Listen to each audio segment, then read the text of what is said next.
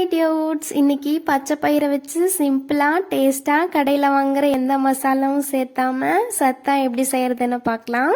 அதுக்கு ஒரு பாத்திரத்தில் நைட்டே ஊற வச்சு கழுவுன பச்சை பயிறு 100 கிராமு, தக்காளி மீடியம் சைஸ் 2, 4 சின்ன வெங்காயம், 3 பல்லு பூண்டு, 2 பச்சை மிளகாய், அது வேகிற அளவுக்கு தண்ணி எல்லாம் ஊற்றி வேக வச்சுருங்க. நீங்கள் நினைக்கலாம் பாத்திரத்தில் வைக்கிறதுக்கு குக்கரில் வச்சு 4 விசில் விட்டால் போதும், சீக்கிரம் ரெடி ஆகிரும்னு.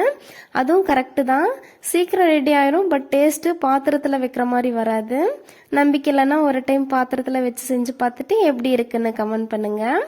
பருப்பு வேகிறதுக்குள்ள ஒரு இடிக்கல்ல 1 டீஸ்பூன் வெந்தயம், 10 மிளகு, 1 டீஸ்பூன் ஜீரகம், ஒரு சின்ன பெருங்காயம், 4 பல்லு பூண்டு எல்லாம் போட்டு தட்டி எடுத்து வச்சுக்கோங்க. பச்சை பயிரை எடுத்து நசுக்கி பார்த்தா நல்லா மசிஞ்சு வந்தால் வெந்துருச்சுன்னு அர்த்தம். இப்போ இது நல்லா வெந்துருச்சு. அடுப்பை ஆஃப் பண்ணிவிட்டு ஒரு பருப்பு மத்தை வச்சு நல்லா கடைஞ்சி எடுத்துக்கோங்க. இதை ஒரு பக்கம் வச்சுட்டு ஒரு மண் சட்டியில் 1 டேபிள் ஸ்பூன் ஆயில் ஊற்றினா போதும். நான் அதிகமாக ஆயில் சேர்த்துக்க மாட்டேன். ஆயில் காஞ்சதும் கடுகு போட்டு பொரிஞ்சதும் கட் பண்ண சின்ன வெங்காயம், காரத்துக்கு 4 வரமிளகா, டேஸ்ட்டுக்கு தட்டி வச்ச பூண்டு எல்லாம் சேர்த்து ஒரு கிளறி விட்டுட்டு கடைஞ்சி வச்ச பச்சை பயிரை போட்டு கொதிக்க விடணும். கெட்டியாக இருந்தால் வெதுவெதுப்பான தண்ணி ஊற்றிக்கோங்க.